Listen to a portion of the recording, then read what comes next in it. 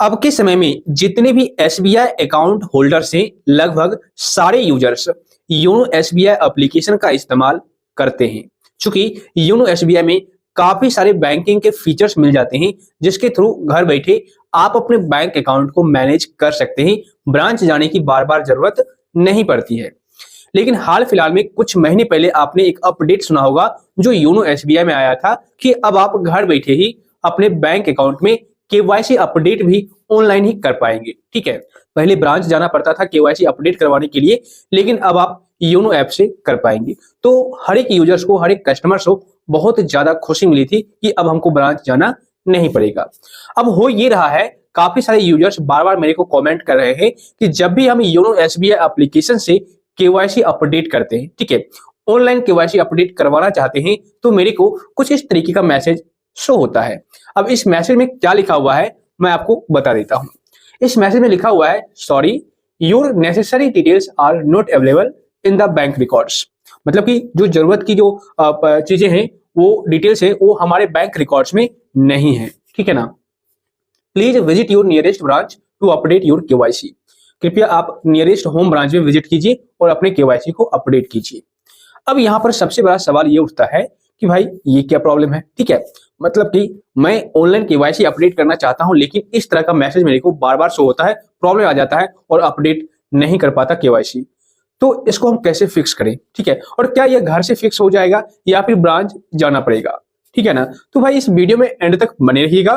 पूरी डिटेल में जानकारी दूंगा कि किस तरीके से इसे आप फिक्स कर सकते हैं और क्या आप घर बैठे इसे फिक्स कर सकते हैं और क्या आप घर बैठे ऑनलाइन अपडेट केवाईसी कर सकते हैं। अगर इस तरह की समस्या आ रही है तो पूरी डिटेल में आपको जानकारी दूंगा, एंड तक बने रहिएगा। तो चलिए शुरू करते हैं। सो फ्रेंड्स, मैं आपको बता दूं, इस तरह की जो समस्या है, यानी कि जब भी केवाईसी अपडेट करने के लिए आप योनो ऐप में जाते हैं, तो जो इस तरह का मैसेज देखने को मिलता है, ये मैसेज हर एक कस्टमर्स को देखने को नहीं मिलता।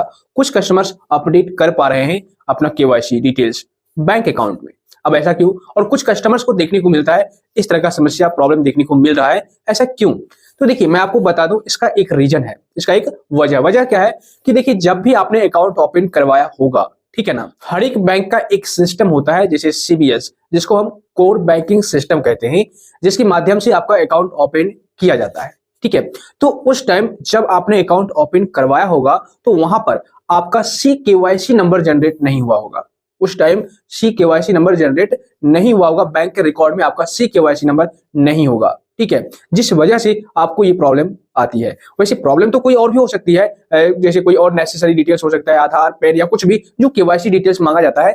जिस टाइम आप केवाईसी ब्रांच में अपडेट करवाने के लिए जाते हैं, तो वहां पर नॉर्मली आधार कार्ड और पैन कार्ड ही मांगा जाता है अपडेट करने के लिए, इससे ज्यादा डॉक्यूमेंट्स नहीं मांगा जाता। तो इन दोनों में से कोई भी एक ऑप्शन हो सकता है। आपके केस में रीजन हो सकता है कि आपका पैन नंबर लिंक ना हो, आपका आधार लिंक ना हो, ये भी प्रॉब्लम आ सकती है, जिस वजह से आप ऑनलाइन अपडेट नहीं कर पा रहे होंगे।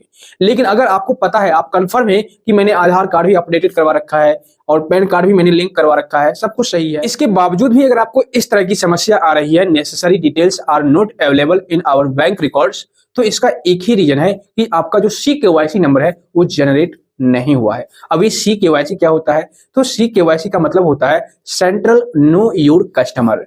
ठीक है, इसका फुल फॉर्म होता है। और जब तक आपका सी केवाईसी नंबर जनरेट नहीं होगा, तब तक आप ऑनलाइन केवाईसी अपडेट नहीं कर पाएंगे।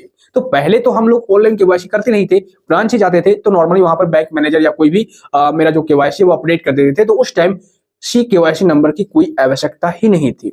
तो हमारा सी केवाईसी नंबर बैंक के रिकॉर्ड में अभी तक नहीं है। तो अब क्या करना होगा? तो भाई रिकॉर्ड में, जब बैंक रिकॉर्ड में नहीं है, तो भाई अभी भी हम ऑनलाइन अपडेट नहीं कर पाएंगे अपना केवाईसी।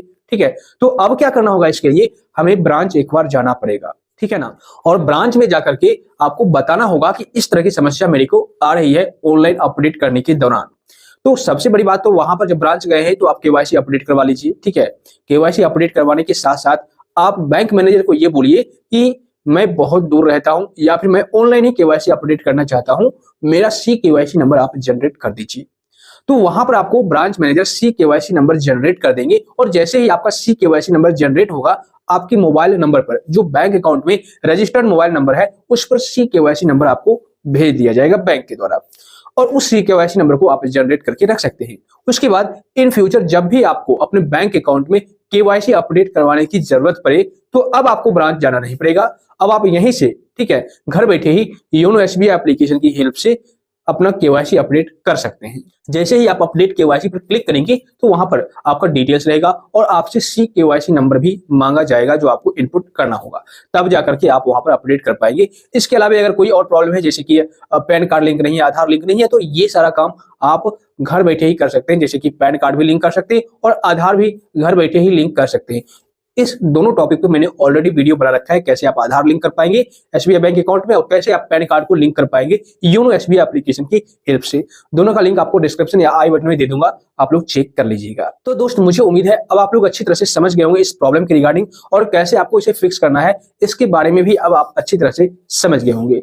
इस वीडियो से अगर आपको थोड़ी बहुत भी हेल्प मिली है तो वीडियो को लाइक और शेयर कर दीजिए, साथ ही चैनल को सब्सक्राइब करके नोटिफिकेशन बेल को दबा दीजिए। और अगर आपको किसी भी प्रकार का कोई डाउट है, कंफ्यूजन है, तो आप मुझे नीचे कमेंट कर दीजिए।